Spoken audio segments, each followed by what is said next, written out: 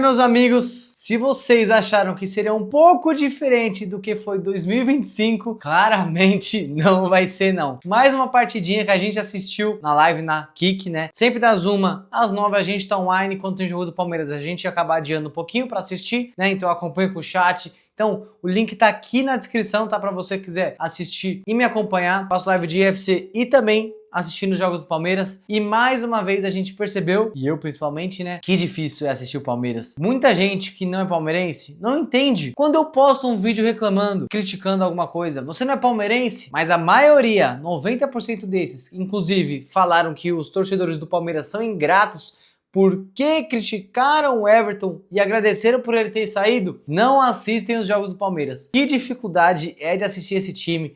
Um time que não cria por dentro, não busca passes rápidos, triangulação, aproximação. Um Veiga apagadíssimo. Eu vou pontuar primeiro os jogadores que eu tenho críticas, tá? E depois eu vou elogiar os jogadores que eu tenho que elogiar também. Aqui não é um canal só pra criticar, né? Cara, primeiramente, como eu já falei do Veiga, absurdo como ele não aguenta mais correr.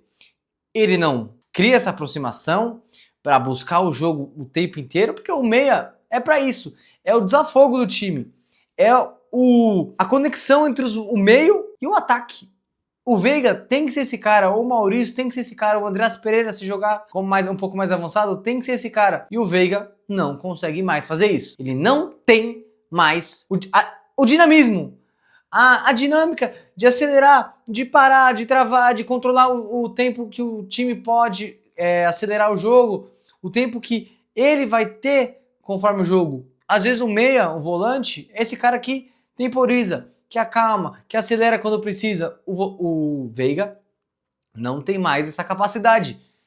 Ele não acelera o jogo, ele não acha passe, só acha passe parado, né? Então ele não consegue correr com a bola e depois achar um passe. Ele não marca ninguém. Não marca ninguém. Pode reparar, a quantidade de vezes que tem um jogador passando do lado dele e ele não dá um pique é absurdo, como o Veiga não consegue mais. E se a gente não tiver um Arias, um Almada, eu acho difícil a gente conseguir competir com o Flamengo e talvez até com o Cruzeiro, tá? Com esses reforços que chegaram. Time mais estruturado. Obviamente o Cruzeiro ano passado não jogou a Libertadores, né? Então não precisava tirar jogadores pra jogar o Brasileirão. O Palmeiras tinha que poupar ali, aqui. Mas do jeito que tá, o Palmeiras não tem um meia confiável. Talvez seja a forma não jogar com nenhum meia. Porque o Maurício é um jogador inconstante. Faz 3 partidas boas, 5 partidas ruins. O Veiga, praticamente todas são partidas ruins, dependentes de um momento que ele é genial, porque ele é um jogador genial, ele não perdeu a habilidade dele. Fisicamente ele não aguenta, entendeu? Que automaticamente, fisicamente, leva um pouco pra técnica também, né?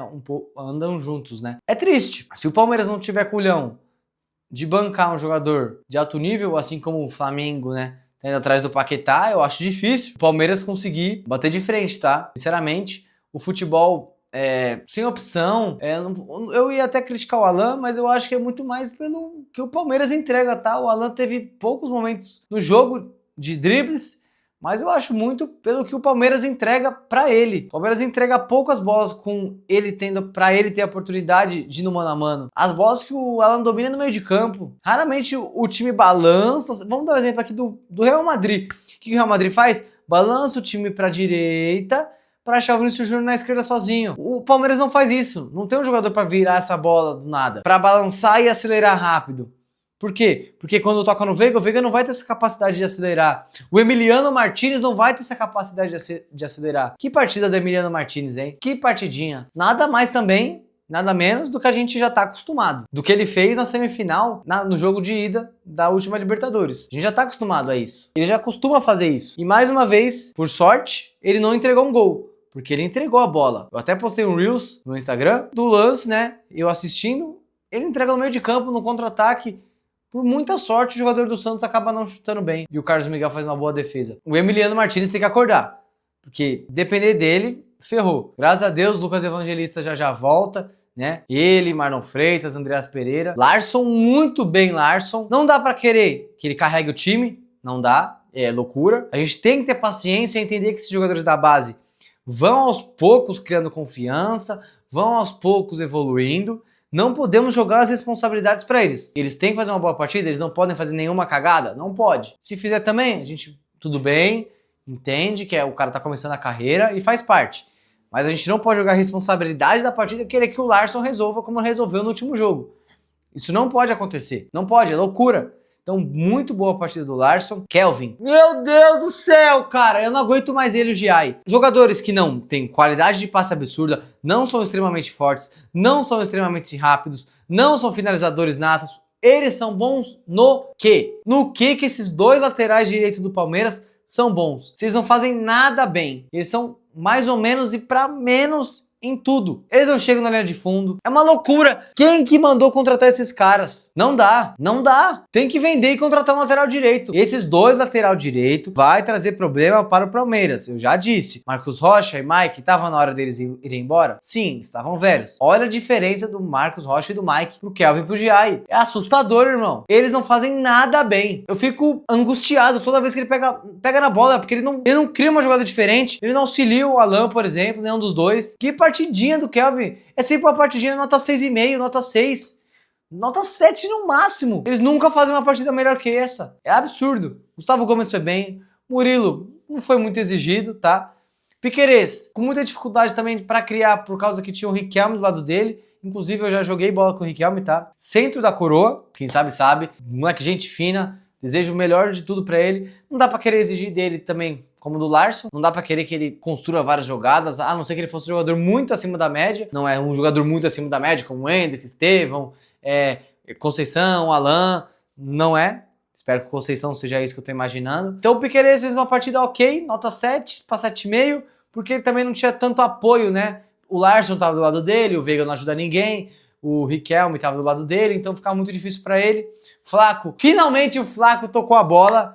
Pô, esse foi um dos pontos mais positivos, né? Porque virou o gol. Flaco tocou a bola na frente da área. Inacreditável, pô. Que bom que deu certo. Também com dificuldade eu entendo, porque tem Riquelme que não dá pra exigir muito, o Veiga que não auxilia ele fica meio sozinho, ele não é um jogador tão rápido, ele é um jogador de dominar, dar uma limpada e achar um passe. Então não tinha esse jogador para ele conseguir, que normalmente é o Vitor Roque, que acaba passando na profundidade. Então, se fosse para dar uma nota pro Palmeiras, daria uma nota 7. Não tem como dar mais que isso e merecia até menos. O Palmeiras precisa acordar.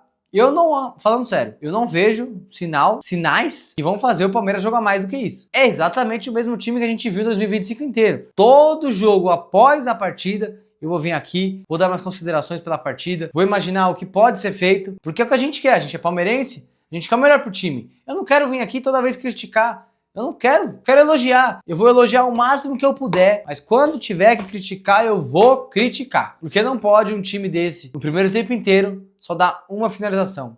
A finalização do gol. Uma finalização, não dá para um time desse, que investiu 700 milhões, não dá uma finalização, um chute no gol, uma final de Libertadores. O Palmeiras não pode mas não se sobressair tanto um time que foi quase rebaixado. Quando eu digo time, eu digo o elenco, né? Os jogadores que estão, não a instituição Santos, né? Não menosprezando a instituição, mas o Santos hoje é um time muito abaixo do Palmeiras. O Palmeiras não pode criar tão pouco contra o Santos. Não sofreu porque o Santos não é um time que vai fazer o Palmeiras sofrer. O Santos não é um time bom ofensivamente. É um time ok em todas as partes, ok pra baixo em todas as partes do campo. Mas o Palmeiras não te dá a sensação assistindo que vai fazer o gol, que vai fazer o gol, que vai fazer o gol. O tempo todo é monótono. Desce, sobe, mas não sobe e desce. Não, ele desce, piora, volta ao normal. Piora, volta ao normal. Então, é triste. Espero que vocês tenham gostado do vídeo. Comenta aqui que o Palmeiras pode melhorar, porque eu não quero vir aqui todo jogo e ficar maluco, estressado, reclamar, porque é assustador o que esse time tá virando. Time pode mais, eu cobro porque pode. Se eu fosse torcedor de outros clubes, eu não ia ficar cobrando tanto, porque o Palmeiras tem jogadores pra isso, deveria ter o treinador pra isso, pra jogar mais do que vem jogando. Deixa o like, hypa o vídeo e se inscreve no canal pra ajudar. O canal de futebol de UFC já está com mais de 9 mil inscritos. A gente tá crescendo lá. Então eu resolvi criar esse canal aqui, vamos chegar no máximo em março, em 1.000 inscritos. Eu conto com o apoio de você. Tamo junto. Até o próximo vídeo. Vai, Palmeiras!